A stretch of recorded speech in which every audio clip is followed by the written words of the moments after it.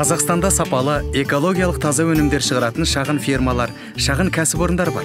Егер олар көрші орналаспаса, адамдар олар туралы біле бермейді.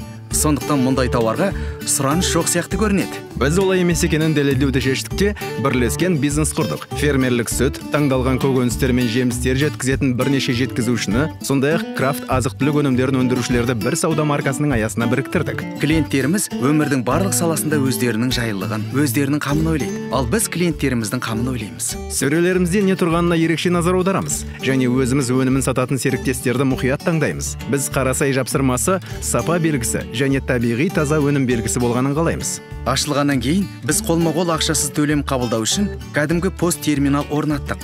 Бірақ басқа банктың, алайда бұл клиенттердің көңілінен шыққан жоқ. Барлығы QR-мен төлеу жайлы немесе сатушының жеке Каспий Голд картасына ақша аудару мүмкіндігі жайлы сұрайтын. Мұндай жағдай бізге ұнаған жоқ.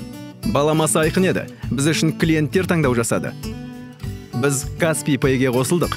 Бұл екі мәселені бірден шешуге көмектесті. Біріншіден, төлем қабылдау барысындағы қолайсыздық жойылды. Барлығы Каспий QR бойынша қуана сатып алады, және біздің кассамыз ап-анық. Екіншіден, біз Каспий Pay'дің қашықтан жасалатын төлемдерінің көмегімен жақын маңдағы аудандарда азық-түлікті үйіне дейін жеткізуді ұйымдастыра алдық. Енді біз төлемді қашықтан қабылдаймыз. Каспий Pay мобильді қосымшасында сатып алушыға шотты жібереміз. Ал ол шотты өзінің Каспий KZ қосымшасы арқылы төлейді. Кассир мобильді поста сатылымның растауын бірден алады. Ал курьер қажетті мекен-жайға барады. Клиенттерден риза. Олар барлығын фермерлік өнімдерді тура дастарханға алып қана қоймай, сонымен қатар қашықтан төлеген үшін Каспий бонус алады. Көптеген алматылықтарға қол жетімді табиғи өнімдермен тамақтануға мүмкіндік беру.